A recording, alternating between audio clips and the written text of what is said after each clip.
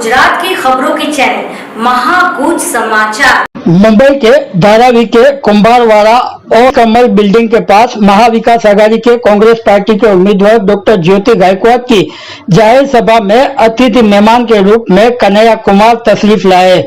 साथ में कांग्रेस के वर्षाताई गायकवाड़ समेत शिवसेना उद्धव ठाकरे गुट के कार्यकर्ता, राष्ट्रवादी कांग्रेस शरद पवार गुट के कार्यकर्ता भी शामिल हुए और कन्हैया कुमार ने बताया कि महाराष्ट्र में बहुत बड़ा खेला हुआ है। शिवसेना को तोड़े, राष्ट्रवादी को भी तोड़े और किसी को भी मुख्यमंत्री बनाया तो किसी को उप मुख्यमंत्री बनाया गया।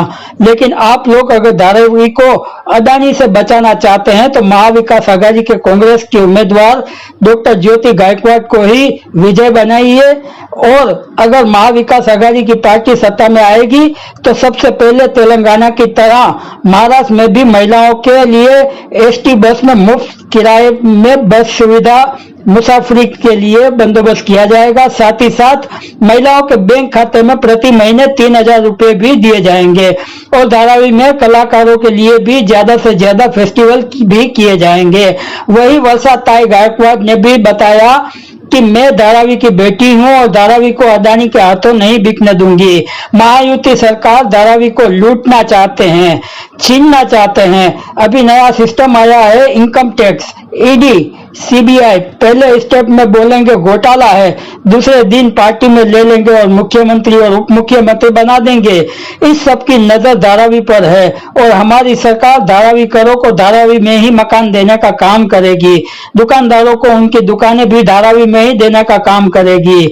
महाविकास आघाड़ी की सरकार करेगी। बहुत लोग वोट काटने के लिए खड़े होते हैं, उनको सिर्फ 2,000 या 3,000 वोट मिलते हैं, लेकिन मुझे 4.5 लाख वोट मिले थे। तो जीत किसकी हुई? भाजपा सरकार कहती है बटोगे तो कटोगे, लेकिन हमारी सरकार कहती है हाथ मिलाओगे तो प्यार बांटेंगे। धारावी के हमारे आदरणीय बुजुर्गों,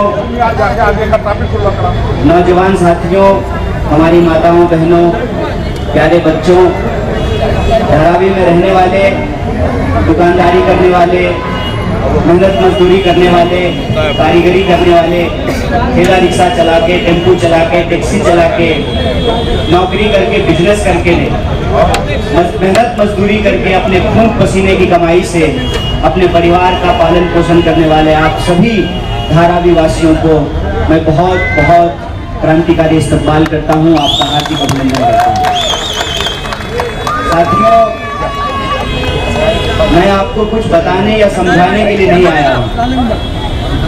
मैं इससे पहले भी कई बार धारावी आ चुका हूं। आप में से कुछ लोगों ने मुझे सुना होगा। हमने तब भी एक बात कही थी और आज जब चुनाव हो रहा है तब भी उस बात को मैं दोहरा रहा हूँ। दरअसल महाराष्ट्र में जो पूरा खेला हुआ, शिवसेना तोड़ दी गई, राष्ट्रवादी तोड़ दिया गया, कांग्रेस पक्ष के बहुत सारे ऐसे लोग जिसको कांग्रेस पक्ष ने मुख्यमंत्री बनाया, मंत्री बनाया, आमदार बनाया, खासदार बनाया, जिनको बीजेपी चोर कहा करती थी, जिनको बीजेपी भ्रष्टाचारी बोलते थे, वो सारे लोग जो है आज भाजपा में शामिल हो गए हैं। सारे लोग जो है महायुक्ति बना लिया है। खेला क्या है? खेला ये है कि ये सिर्फ और सिर्फ सारे लोग इकट्ठा इसलिए हुए हैं कि धारावी में रहने वाले लोगों का, उनका जमीन, उनका घर, उनका रोजगार, उनका बिजनेस, उस पे इनके दोस्त की नजर है। और तब भी हमने कहा था कि कांग्रेस पार्टी ने इस देश को आजादी दिलाई है। देश पे जब भी कोई आंच होगा तो सबसे पहली पंक्ति में देश बचाने के लिए हम खड़े मिलेंगे। उसी तरह से हमको ये कहने की जरूरत नहीं है, यहाँ रहने वाले जो लोग हैं वो जानते हैं कि कांग्रेस पार्टी के लोग लोगों के सुख दुख में खड़े होते हैं। तब भी हमने कहा था और आज भी दोहरा रहे हैं कि आपके ऊपर अगर कोई संकट होगा तो राहुल गांधी ने कहा है कि कांग्रेस का एक एक कार्यकर्ता मिलकर के धारावी बचाएगा। यही बात मैं आपके सामने दोहराने के लिए आया हूं। मैं बस आपसे यही कहता हूं कि आज वो मौका है कि हमको उनसे बदला लेना है जिन्होंने महाराष्ट्र के साथ गद्दारी की, जिन्होंने आपका बहुमत का चोरी किया, जिन्होंने सीएम का अल्टी पल्टी किया। मेरा एक सवाल है, ताई आई कह रही है कि वहाँ बहुत लोग हैं। एक सवाल है कि अगर फडणवीस जी को उप मुख्यमंत्री ही बनना था, डिप्टी सीएम ही बनना था, तो उद्धव साहब में क्या दिक्कत था? ये इतना बड़ा खेल क्यों हुआ है? लोग कहते हैं ईवीएम, हम तो कहते हैं महाराष्ट्र में सीएम ही है। खंड में नेताओं को जवाब जनता देती है। आप बताइए, जो महाराष्ट्र के साथ गद्दारी किए, जो महाराष्ट्र की संस्कृति स्वाभिमान के साथ गद्दारी किए, जिनकी गिद्ध नजर धारावी, साइन कोलीबारा, ठाणे, पुणे, मुंबई, नासिक की संपत्तियों पे है, उनको आप जवाब देंगे कि नहीं देंगे? और जवाब जब देंगे तो याद रखिएगा, जैसे घर बनाने के लिए एक एक ईंट जरूरी होता है, वैसे ही सरकार बनाने के लिए एक एक आमदार की जरूरत होती है।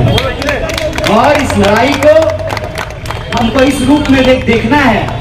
एक तरफ वो लोग हैं जो महाराष्ट्र के साथ गद्दारी किए, महाराष्ट्र की संपत्ति को लूट करके अपने दोस्त के खजाने में पहुंचाना चाहते हैं। एक तरफ वो लोग हैं जो महाराष्ट्र के स्वाभिमान की पहचान की रक्षा करना चाहते हैं और महाराष्ट्र के लोगों के हक और अधिकार को बचाना चाहते हैं, संविधान और लोकतंत्र की रक्षा करना चाहते हैं। चुनाव आपका है।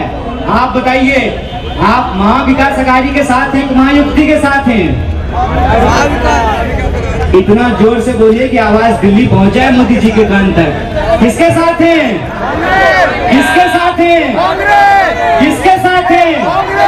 मुझे पूरा भरोसा है कि न सिर्फ मुंबई में, विदर्भ में, मराठवाड़ा में, उत्तर महाराष्ट्र में, कोंकण में, सब जगह हम महाविकास अघाड़ी का परचम लहराएंगे और जिन्होंने महाराष्ट्र के साथ गद्दारी की है 20 तारीख को उनको मुंह तोड़ जवाब देंगे। बहुत बहुत शुक्रिया।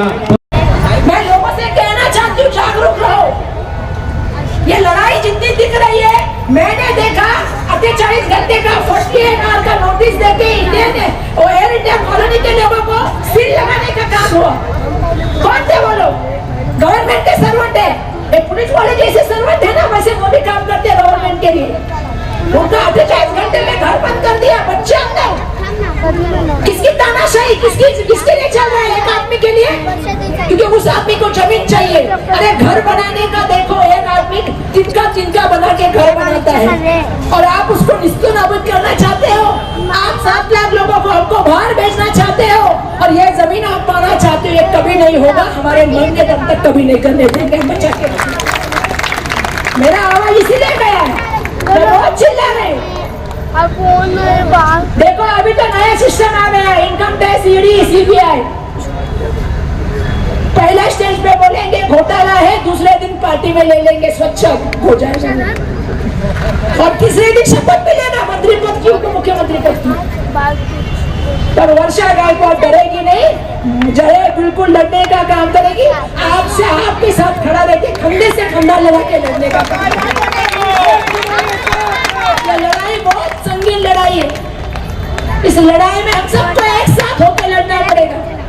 धारावी का जो नारा है, आज हम जहाँ पे बैठे हैं ना, मुझे बहुत खुशी है कि सब सोसाइटी वाले जानते हैं। जब सोसाइटी का काम आया, हमें खड़े रहे।